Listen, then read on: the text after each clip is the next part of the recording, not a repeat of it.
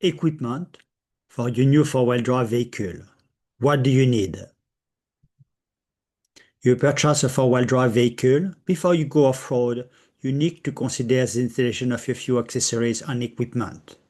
What are these first equipment that you need to install? This is not about the best gears, and this is not industry sponsored. Before you go off-road, you will need some basic equipment, and I will list 7 key accessories and equipment that you need to install.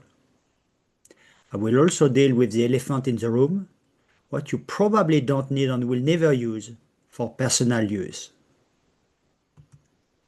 Starting first by rated recovery points. Most vehicles have tow points that are not strong enough for four-wheel drive recoveries. You need engineered rated recovery points, like here on this video, where you see 2 red-colored rated recovery points with a 5 tons rating each. Why so much? Because when your vehicle is stuck, the recovery force can be enormous and much larger than the weight of your vehicle. If your car is stuck to the hub nuts, the recovery force is twice the vehicle weight. And if it's stuck to the chassis depth, it's 3 times the vehicle weight on horizontal ground and even larger on an incline. 2. A radio. In many off-road places, sometimes as close as 1 hour drive from a state capital, there will be no mobile phone reception and you need a radio.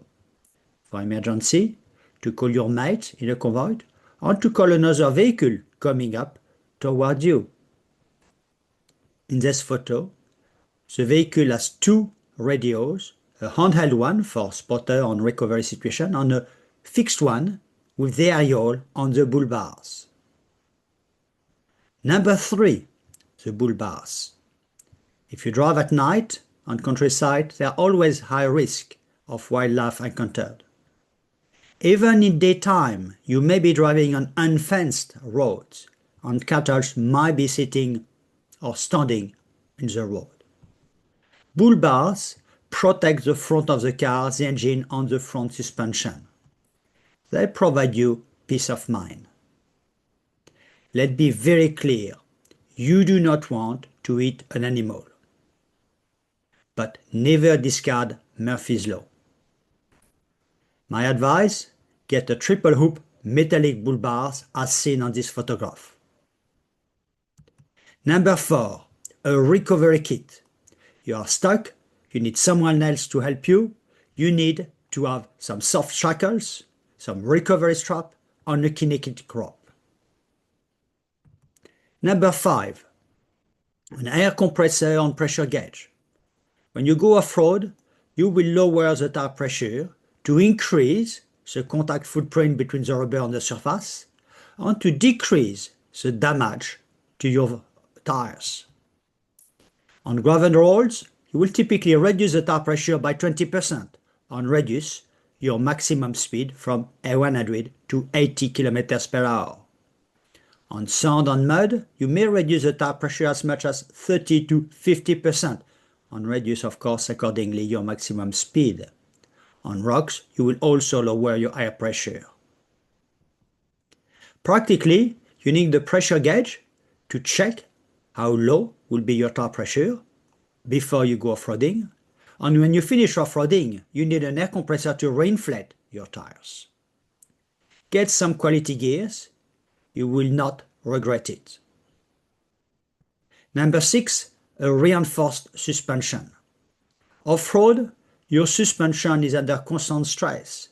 And if you have passengers, camping equipment, bull bars, you add additional stress to your vehicle suspension. A reinforced suspension will enable you to get better stability, comfort and control when you go off-roading, and may give you an extra lift of 40 to 45 millimeters. Finally, number 7, a water pressure washer. After off-roading, you want to clean your car, and in particular if you go on mud or on beach, you want to use a water pressure washer to clean the underbody and remove sand, salt and mud and prevent corrosion. Then let's talk about the elephant in the room. What accessory you don't need and you will not use if you use your car for personal usage and you do not intend to go to Cape York. An electrical winch, it's heavy, it's expensive, placed at the front end of the car, it will unbalance your vehicle. If you drive safely, you should not need a winch. Tarp on water bra, that for deep water crossing, it's hazardous, you should not cross deep waters. Long run fuel tank, most modern four-wheel drive vehicles have fuel tanks of a capacity of 80 liters or more, giving you a driving range of 500 km to over 1000 km. Finally, some four-wheel drive vehicles do not have a rear differential lock. Some older four-wheel drive cars and some entry-level utes. If this is the case, consider to install all-terrain tires and purchase a compressor and pressure gauge to inflate and deflate before off-roading.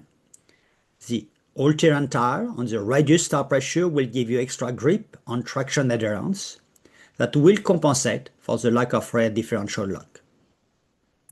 In summary, I hope that the advice will help you to equip adequately your four-wheel drive vehicle for your off-road adventures.